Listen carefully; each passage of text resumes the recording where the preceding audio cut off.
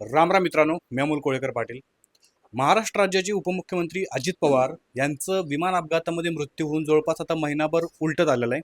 आणि जसा जसा हा दिवस वाढत चाललेला आहे किंवा ही काळ उलटत चाललेला आहे, तसा तसा अजितदादांचा घात झालाय की अपघात झालाय याच्याबद्दलच्या संशय आणि शंका ह्या वाढत चाललेल्या आहेत. आणि त्यातल्या त्यात कारणीभूत आहे हे राज्य सरकार आणि केंद्र सरकार.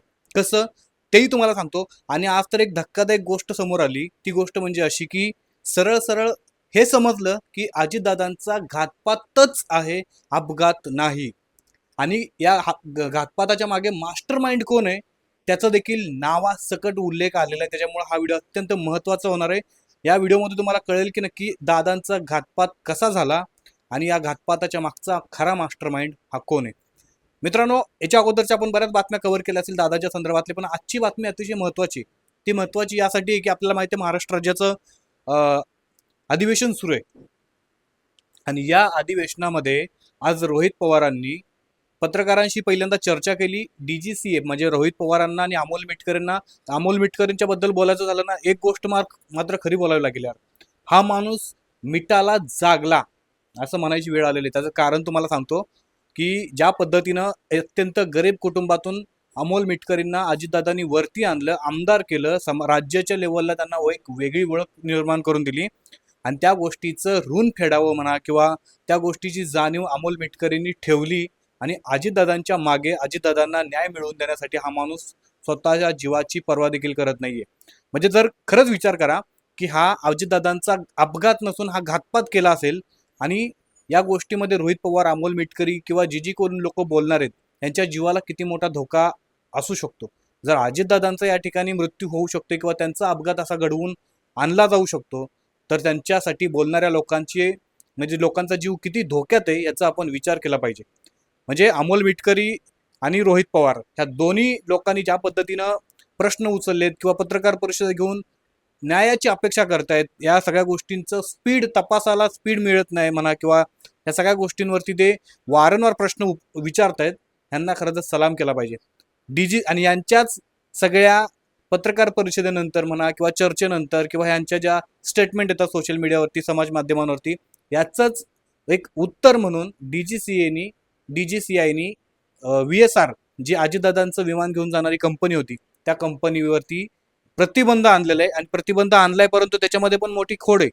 प्रतिबंध आणलाय, चांगली गोष्ट केली, परंतु त्या प्रतिबंधातनं कशा पद्धतीनं वाचता येईल डीजीसीआयला, ह्याच म्हणजे VSR कंपनीला, ह्याचं देखील डीजीसीआयनी तंतोतंत विचारपूर्वक करून ते सगळं नोटिफिकेशन म्हणा किंवा त्यांच्यावरती एक जे लेटर असं ते काढलेलं आहे. सगळ्यात महत्त्वाचं ते तर आलं. आणि त्या लेटरमध्ये जे काय आलेलं आहे त्याच्यामध्ये सांगितलंय की VSR कंपनीची 5 विमानं हे उड्डाण घेण्याच्या स्थितीमध्ये नाहीत. त्यांनी तात्काळ टेकडाऊन करावं आणि सगळ्यांनी ग्राउंडला यावेत. म्हणजे जर कोण विमान उडत असेल तर त्यांना सगळ्यांना तात्काळ खाली येण्याचे आदेश दिले होते. याचा अर्थ असा आहे की अजितदादांना घेऊन जाणाऱ्या VSR कंपनीचं विमान हे धोकादायक स्थितीमध्ये होतं, हे डीजीसीआयनी मान्य केले. मग जर हे मान्य केलंय तर त्याला उड्डाण द्यायची परवानगी ज्या ज्या यंत्रणेने दिली त्या यंत्रणेला देखील या सगळ्या गोष्टीमध्ये इन्व्हॉल्व केलं पाहिजे. VSR कंपनीला तर केलं पाहिजे. आता आजची घडामोड फार इंटरेस्टिंग आणि महत्त्वाची घडली. ती म्हणजे असं की ज्या पद्धतीनं प्रश्न विचारले रोहित पवारांना पत्रकारांनी की डीजीसीआयने अशा अशा प्रकारचं एक नोटिफिकेशन काढले आणि त्याच्यामधून VSR कंपनीवरती प्रतिबंध आणलेत, ह्याची माहिती दिल्यानंतर रोहित पवार यांनी सांगितले की आम्ही डीजीसीआयच्या विरोधामध्ये गुन्हा दाखल करतोय. कारण ज्या पद्धतीनं डीजीसीआयनी VSR कंपनीला वाचवण्याचे प्रयत्न केलेले आहेत, एका महिन्यानंतर जर डीजीसीआयला वाटत असेल की हा खरं तर VSR कंपनीचा आपण चौकशी केली पाहिजे आणि त्यांची विमानामध्ये तांत्रिक अडचणी असल्यामुळं उड्डाण घेण्यासाठी आपण त्यांना बंदी घालण्यात यावी, एका महिन्यानंतर जर हे त्यांना सुचत असेल तर त्यांनी एका महिन्यामध्ये अनेक अशा गोष्टी असतील ज्या गोष्टी नष्ट करण्यासाठी मदत केली असेल. त्याच्यानंतर ते गेले मरीन ड्राईव्ह पोलीस स्टेशनला. तिथे एक फार मोठा ड्रामा बघायला मिळाला. ड्रामा केलाय पोलिसांनी. कसा केलाय ते तुम्हाला सांगतो. रोहित पवार, अमोल मिटकरी, मला वाटते संदीप क्षीरसागर आणि आणखी 1-2 आमदार, असे 5-7 आमदार, म्हणजे शरद पवार गटाचे आमदार आणि अजित पवार गटाचे आमदार, दोन्हीकडचे आमदार मरीन ड्राईव्ह पोलीस स्टेशनला गेले. तक्रार त्यांनी दाखल केली. पहिल्यांदा FIR देखील नोंदवायला घेतली होती. लॅपटॉप आणला गेला होता. रोहित पवारांचं स्टेटमेंट रेकॉर्ड म्हणजे टायपिंग करायचं चालू होतं. तेवढ्यामध्ये अचानक मुंडे नावाचा एक वरिष्ठ पोलीस अधिकारी त्या ठिकाणी पोहोचला आणि त्यांनी आल्या आल्या सांगितलं की अशा प्रकारची कुठलीही FIR आपल्याला घेता येणार नाही आणि आम्ही ती घेऊ शकत नाही. मित्रांनो, या सगळ्या गोष्टींमुळे काय होते माहिती आहे का, दादांच्या घातपाताची शंका वाढत चाललेली. सगळ्यात अगोदर अमोल मिटकरींचे प्रश्न विचारलेत. दादा त्यांच्या घरापासून ते एअरपोर्टपर्यंत निघालेल्याच्या रस्त्यांवरचे सीसीटीव्ही फुटेज का नाही अजून समोर दिले? दादांच्या विमानाने ज्या वेळेला उड्डाण केलं, त्या उड्डाणाच्या वेळेचा सीसीटीव्ही फुटेज का नाही दिला? त्याच्यानंतर त्या ब्लॅक बॉक्स जळाला वगैरे, सगळा डाटा रेकॉर्ड खराब झाला, ते तर सगळं सांगितलं. काल मला वाटते प्रफुल्ल पटेल यांना देखील प्रश्न विचारला, त्यावेळी त्यांनी सांगितलं की आम्ही तो ब्लॅक बॉक्सचा डाटा अमेरिकेला पाठवतोय आणि अमेरिका त्यांना आता ते नीट करून देणार आहे. अमेरिकेच्या समोर भारत आपला कशा प्रकारे गुलाम झाला ह्याच्यावरती खरं तर एक वेगळा व्हिडिओ बनेल. आणि अशा परिस्थितीमध्ये आपण अमेरिकेकडनं आशा करायची की अजित पवारांच्या केसमधला डाटा हा आपल्याला प्रॉपर आणि जसा आहे तसा मिळेल. असो, तो पार्ट आपण बाजूला ठेवला. आणि या सगळ्या प्रश्नांची जर उत्तर अजून अनुत्तरित असतील तर मग मात्र शंकेला कुठेतरी जागा आहे. का अजित पवारांच्या आजच्या गोष्टी म्हणजे रोहित पवारांच्या आजच्या गोष्टीची FIR झाली नाही किंवा का FIR करून घेतली नाही? साध्या साध्या तुमच्या गाडीचा ऍक्सिडेंट झाला किंवा तुम्हाला साधी एखाद्याने शिवीगाळ केली, कानफाडात मारली, तरी त्याचा तुम्ही FIR करता. FIR होऊ शकतो. या ठिकाणी राज्याचा उपमुख्यमंत्री कसा काय मेला, कसा त्यांच्या विमानाचा अपघात झाला ह्याची चौकशी करू नये म्हणून किंवा चौकशी करावी म्हणून साधे एखादा FIR कोण रजिस्टर्ड करत असेल तर त्यांचा FIR देखील घेतला जाऊ शकत नाही. आणि तेही आमदारांचा. सामान्य माणसांची काय परिस्थिती होत असेल तुम्ही हा फक्त विचार करा. म्हणजे आमदार आणि एक दोन नाही, रोहित पवार ज्या अजित पवारांचे ते पुतणे आहेत ते स्वतः त्या ठिकाणी उपस्थित होते, त्यांचे आमदार त्या ठिकाणी उपस्थित होते आणि त्यांच्या उपस्थितीमध्ये देखील त्या ठिकाणी FIR हा झाला नाही. कुठल्या मंत्र्याचा फोन आला होता त्या पोलीस अधिकाऱ्याला ह्याचं तर चौकशी करण्याची गरज आहे. याच्यानंतर अमोल मिटकरींनी आज सरळ सरळ धडधड नाव घेतलं. दादांचा घातपात झालेला आहे आणि या घातपाताच्या पाठीमागचा खरा मास्टरमाइंड हा DGCA आहे. म्हणजे भारताची एक यंत्रणा जी विमान कंपन्यांना संचलित करते. ही यंत्रणा घातपाताच्या मागचा मास्टरमाइंड आहे. त्याची कारणंही त्यांनी दिली. ज्या पद्धतीनं विमान तुम्हाला माहित होतं, तुम्ही आत्ता त्याचं इन्व्हेस्टिगेशन करताय आणि त्याच्यानंतर तुम्हाला कळतंय की VSR कंपनीची विमानं उड्डाण करायच्या लायकीचे नाही आहेत आणि त्याच्यानंतर तुम्ही त्यांना टेकडाऊन करायचे आदेश दिलेत किंवा ते बंद करायचे आदेश दिलेले.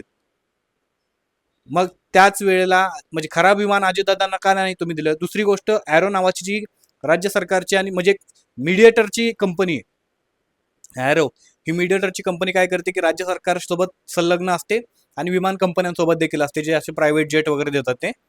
ॲरो कंपनी काय करते की कुठल्याही मंत्र्याला जर इमर्जन्सी जायचं असेल किंवा विमानाने प्रवास करायचा असेल तर ही मीडिएटरचं काम करते की कुठलं विमान त्यावेळेला, कुठल्या कंपनीचं विमान त्यावेळेला अवेलेबल आहे मुंबईवरनं ज्या ठिकाणी मंत्र्याला जायचं त्या ठिकाणी, आणि ती मधला दलालीचं काम करते ॲरो. जर ॲरोला माहीत होतं की VSR कंपनीची विमानं उड्डाण करायच्या लायकीची नाही आहेत तर ॲरोनी अजित पवारांसाठी इतकं भंगार असलेलं विमान का दिलं? ह्याच्यामध्ये ॲरो कंपनीच्या मोठ्या मोठ्या अधिकाऱ्यांचा देखील समावेश असणार आहे. आणि एक गोष्ट तुम्हाला नक्की सांगतो, आज सुप्रिया सुळे पाठीमागच्या एक महिन्यापासून या संदर्भात तर मोस्टली बोलल्या नाहीत मीडियासमोर, त्या सुप्रिया सुळे यांनी सांगितले की मोठे मोठे मासे गळाला लागायची शक्यता आहे. तुम्ही एक गोष्ट सांगतो तुम्हाला, ज्या वेळेला ही सगळी जबाबदार मंडळी म्हणजे यांच्यावरती विश्वास आहे लोकांचा, लोकांमधून ही निवडून आलेली लोक आहेत आणि ज्या वेळेला त्यांच्या कुटुंबातली लोक बोलतात की आम्हाला संशय आहे किंवा आम्हाला घातपाताची शक्यता वाटते, त्यावेळेला 100% त्या ठिकाणी काहीतरी काळबेरं झालेलं आहे, एवढं मात्र निश्चित आहे. खरं तर राज्य सरकारला FIR का नाही करता आला अजूनपर्यंत? CBCIDनं FIR अजून केलेले नाहीयेत. म्हणजे कधी करणार आहेत? आणि दादांच्या केससाठी इतका विलंब का केला जातोय? ज्या राम मोहन नायडू यांच्यावरती आरोप केले जात आहेत, कारण त्यांनी पहिल्या दिवशी DGCA आणि राम मोहन नायडूंनी सांगितलं की तांत्रिकदृष्ट्या विमानात कुठलाही घोटाळा नव्हता, हा व्हिज्युअलन्स म्हणजे समोरचं धुक्यामुळं हा अपघात झाला असा असू शकतो, अशा प्रकारचं स्टेटमेंट राम मोहन नायडू यांनी दिलं होतं. खरं तर ही सगळी माहिती येण्याच्या अगोदर एका जबाबदार मंत्र्यांनी अशा प्रकारचं स्टेटमेंट देणं हेच खरं हास्यास्पद आहे. आणि म्हणून आज रोहित पवार राम मोहन नायडू यांना त्या पदावरनं दूर जाण्यासाठी त्यांचा राजीनामा मागतात. खरं तर हा राजीनामा मिळेल की नाही माहीत नाही, कारण त्यांच्याच पक्षाच्या टेकूमुळं देशामध्ये भारतीय जनता पार्टीचं सरकार हे टेकून उभं आहे. त्यामुळे मला तरी वाटत नाही की भारतीय जनता पार्टीच्या कुठल्याही आमदाराची, खासदाराची एवढी हिंमत होईल की राम मोहन नायडू यांचा राजीनामा ते मागतील किंवा घेतील. मला आणखी एकच्यामध्ये प्रश्न विचारायचा आहे. या सगळ्या प्रकरणामध्ये अजित पवार गटाचे फक्त 2 आमदार, त्यातले मला संदीप क्षीरसागर एक दिसले आणि संदीप क्षीरसागर तर शरद पवार गटाचे, अमोल मिटकरी एक दिसले आणि दुसरे एक आमदार होते रोहित पवार आणि आणखी काही ठराविक लोक त्या सगळ्या प्रकरणामध्ये का बोलतायत. अजित पवार पक्षाचे बाकीचे आमदार का बोलत नाहीत, मंत्री का बोलत नाहीत. चला, सुनेत्रा पवार आणि जय पवार, पार्थ पवारांचा आपण पार्ट बाजूला ठेवूया, कारण त्यांच्या घरामध्ये दुःख आहे, ते अजून त्या दुःखामधनं सावरले नाहीयेत. बाकीचे आमदार का नाही बोलत आहेत, बाकीचे मंत्री का नाही बोलत, नेते का नाही बोलत आहेत. शिंदे गटाचे सगळे मंत्री आमदार शांत आहेत का? सगळ्यात हास्यास्पद मला ही गोष्ट वाटते की ठराविक उद्धव ठाकरे गटाचे काही आमदार बोलले तर बोलले असतील, परंतु त्यांनी देखील हा आवाज उठवणं बंद केलेलं आहे. म्हणजे ज्या वेळेला तुमच्यावरती वेळ आल्यानंतर तुम्हाला या सगळ्या गोष्टींची किंमत कळणार आहे का? भारतीय जनता पार्टीच्या तर आमदारांनी नेत्यांनी रोहित पवारांना ट्रोल करायला सुरुवात केलेली मंत्र्यांनी. खरं तर दादा हे काय शरद पवार गटाचे नव्हते, ते स्वतः पक्षामधले होते आणि ते सरकारमधले होते ना. काल देवेंद्र फडणवीस आणि एकनाथ शिंदे बोलले की ते आमचे मित्र होते, आमचे सहकारी होते, आम्हाला अत्यंत दुःख झाले. तुमच्या एकंदरीत देहबोलीवरून तर असं वाटत नाही की तुम्हाला फार आणि प्रचंड मोठं दुःख झालं असेल. काल त्या प्रफुल्ल पटेलांनी तर हद्दच पार केली. मला त्याच्यावरती एक वेगळा व्हिडिओ बनवायचा आहे. अरे लाजा शरम आब्रू काय असेल तर वाटू द्या जरा.